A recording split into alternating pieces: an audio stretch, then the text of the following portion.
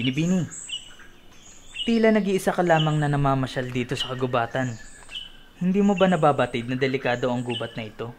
Marami ang mababangis na hayop na pwedeng umatake sa iyo rito. Ginoo, hindi mo kailangang bigyan ng aral ang mga bagay na nais kong gawin. Alam ko ang aking ginagawa at wala kang karapatan na panghimasukan ng aking mga kagustuhan. Paumanhin, hindi ko nais na maliitin ka. Iniisip ko lamang ang iyong kaligtasan. Hayaan mong magpakilala ko.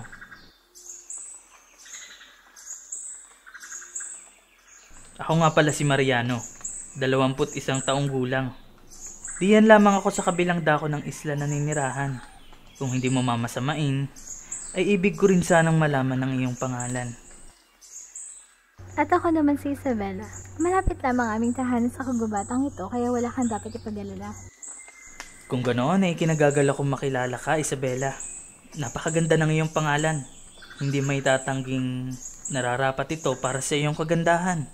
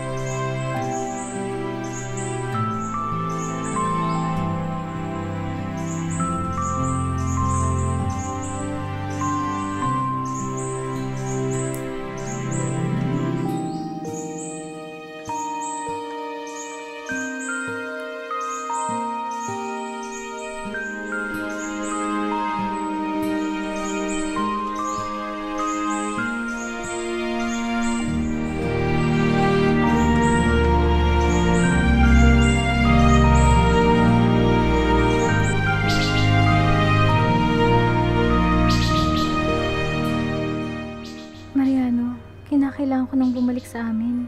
Baka naghihinala na ang aking mga magulang. Bakit hindi mo pa ako hayaan na ipakilala ang sarili sa kanila? Mahal na mahal kita at hindi ko kaya na makita kang nahihirapan sa tuwing itatago kung ano ang namamagitan sa ating dalawa. Hindi mo kilala ang aking mga magulang. Baka lalo lamang nila akong ilayo sa'yo. Hayaan mong patunayan ko sa kanila na nararapat ang pagmamahal ko para sa'yo.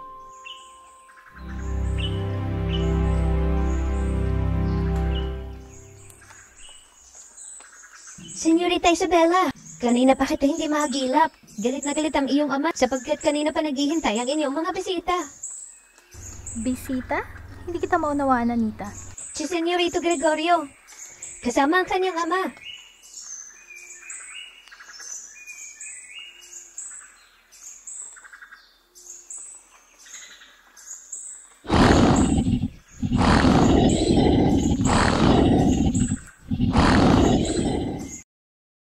Romulo, nagmamadali na kami ng aking anak. Paumanhin ngunit hindi na kami makapaghihintay pa.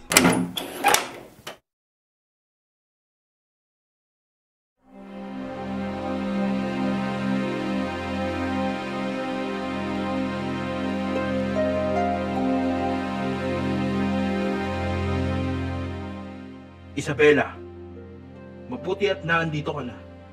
Saan ka ba nagsususuot? Kanina mo pa pinaghihintay ang ating mga bisita? Diyan lamang ako sa tabi-tabi ng galing, Papa. Mano po. Dan Martin, halina kayo at ating pag-usapan ng ating napagkasunduan. Ito nga pala ang aking unika iha na si Isabela. Isabela! Napakagandang dalaga. Ikinagagalak ko na ikay aming makilala ng aking uniko iho. Gregorio, ipakilala mong yung sarili kay Isabela ngayon din. Maligayang bati, Isabela. Ako nga pala si Gregorio.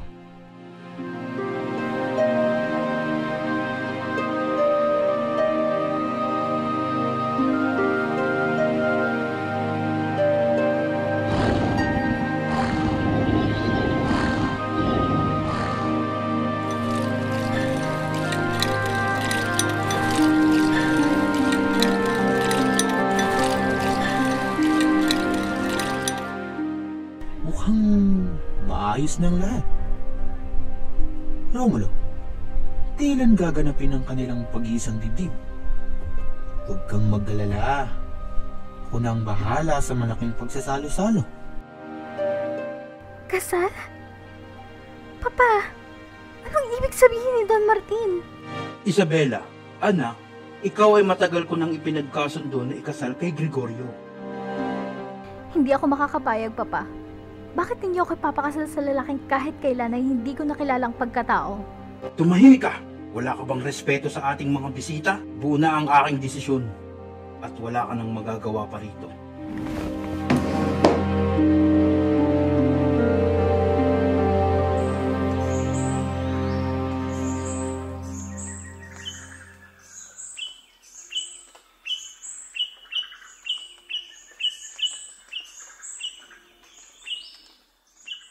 Anong ibig sabihin nito, Romulo? Hindi kami pumarito para bastusin lamang ng iyong anak. Ayusin mo ito sa lalong madaling panahon. At kung hindi, ay pagsisisihan mo.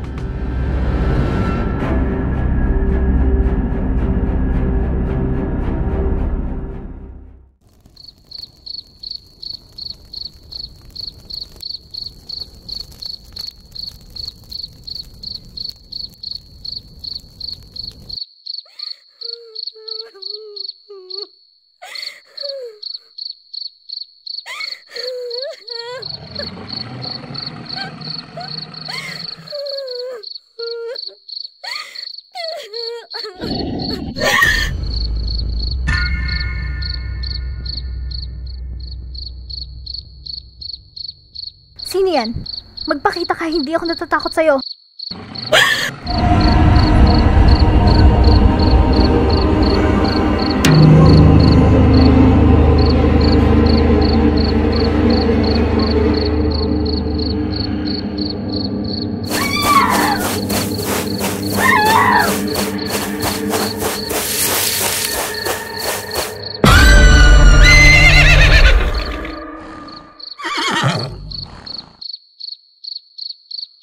Isabela, anong ginagawa mo rito?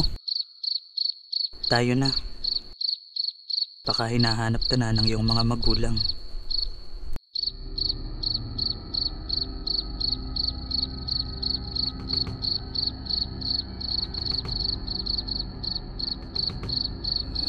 Isabela! Papa, na mahal ko si Mariano.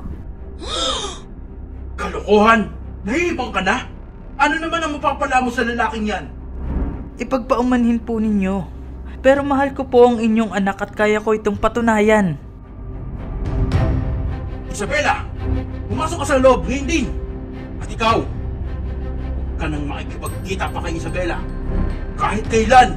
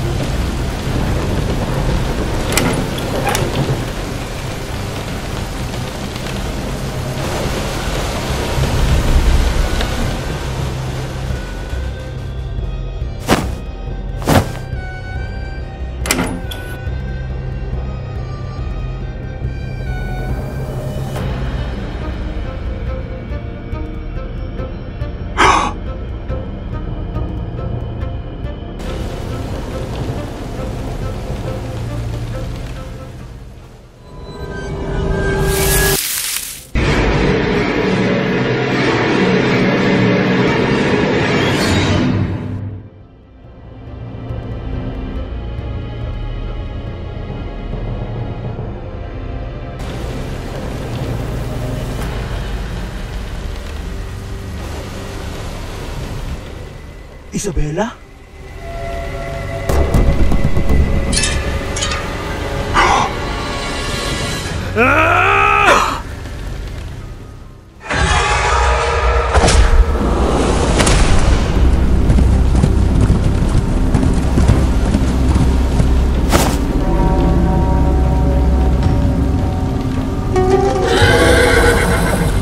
Isabela?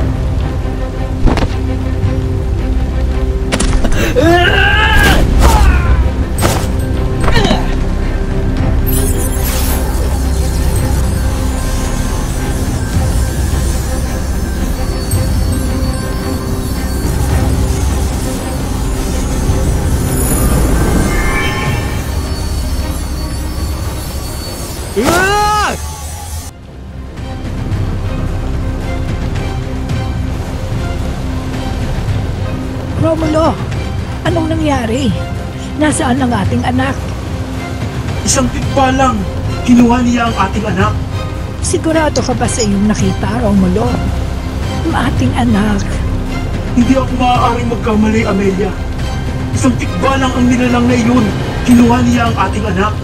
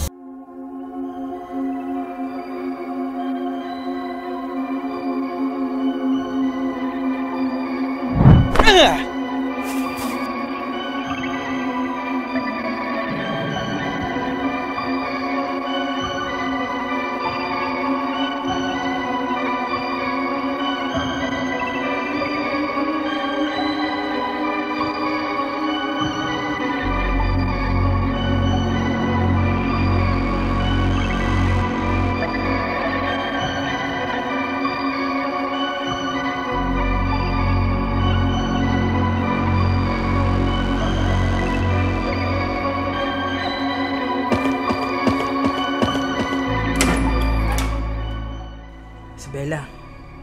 Isabela. Gumising ka. Isabela.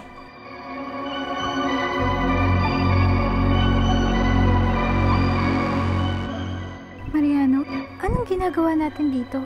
Nabihag ka ng isang tikbalang, Isabela. Mabuti na lamang at nasundan agad kita. Halika na. Kailangan na natin makalayo dito sa lalong madaling panahon.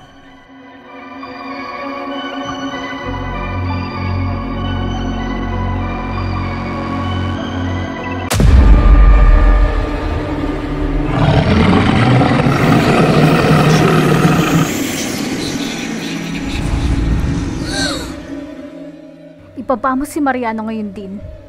Isa kang duwag. Papayag akong maging bilanggo mo kung sasang-ayon ka sa gusto ko. Hinahamon kita. Isang pisikal na pagtutunggali. Kung ikaw ay mananalo, iyong-iyo na ako. Kung hindi, ay hahayaan mo kaming maibalik sa aming daigdig.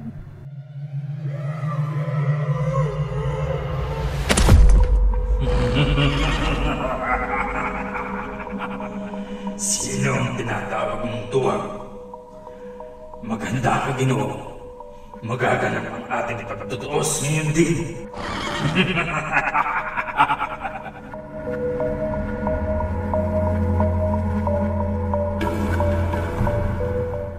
Mariano, patawarin mo ako sa aking padalos-dalos na desisyon. Wala na akong maisip na ibang paraan. Huwag ka mag-alala. Noon pa man ay pinangako ko sa aking sarili na hindi ko hahayaan na may humadlang sa ating pagmamahalan. At patutunayan ko yun ngayon, mahal kong Isabela. Isabela, iaalay ko maging ang aking ginitong libla ng buhok mapasa akin ka lamang.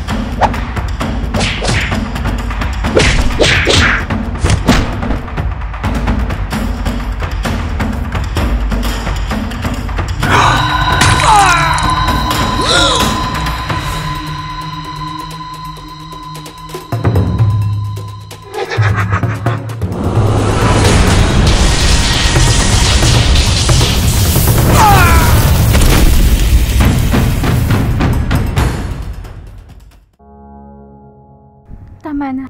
Ikaw na ang panalo. Sasama na ako sa'yo. Ibalik mo na si Mariano sa aming daigdig. Wag! Wag, Isabela!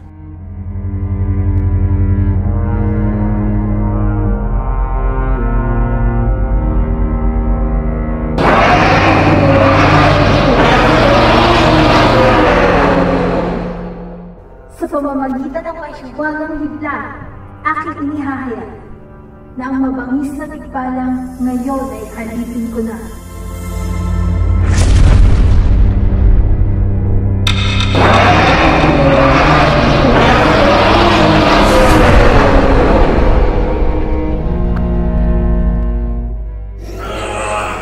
Hindi maaari ito. Isa itong may tuturing na pandaraya.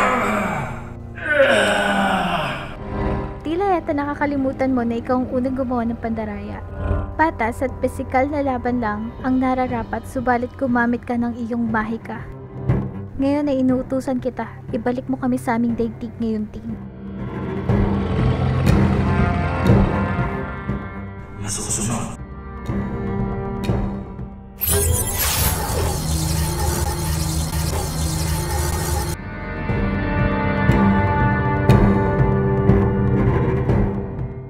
Umayo na kayo.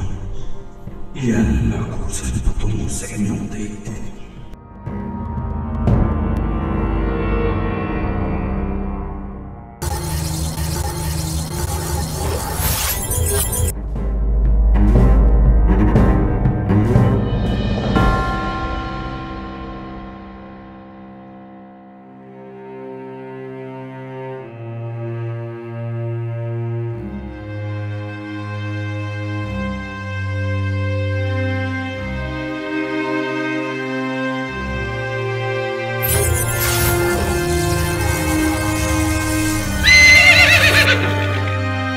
Isabela!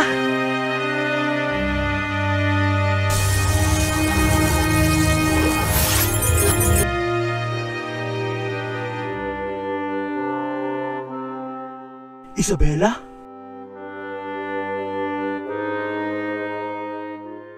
Anak, mabuti at ligtas ka.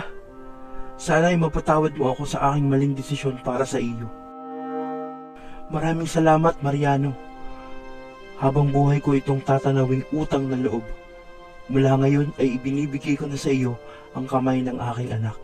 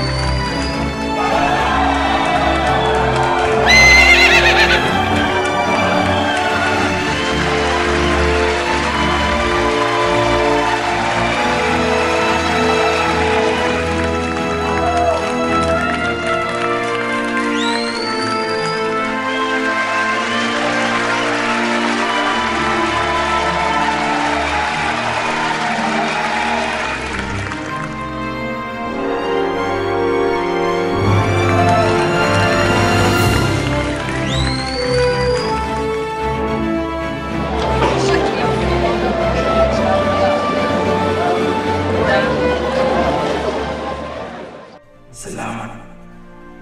Hindi ko inaasahan na muli mong ibabalik ang aking gintong buhok. Maraming salamat at naparito ka sa aming kasal. Pinagpapasalamat namin sa iyo ang mga bagay na ito. Dahil napatunayan namin sa lahat kung gaano kalaki ang pagmamahal namin para sa isa't isa. Saksi ako sa pagmamahala ninyo noon pa lamang. Sana ay mapatawad ninyo ako. Maligayang bati sa inyong mag-asawa. Hinding-hindi ka namin makakalimutan. Kahit sa aming pagtanda. Hanggang sa muli nating pagkikita, kaibigan.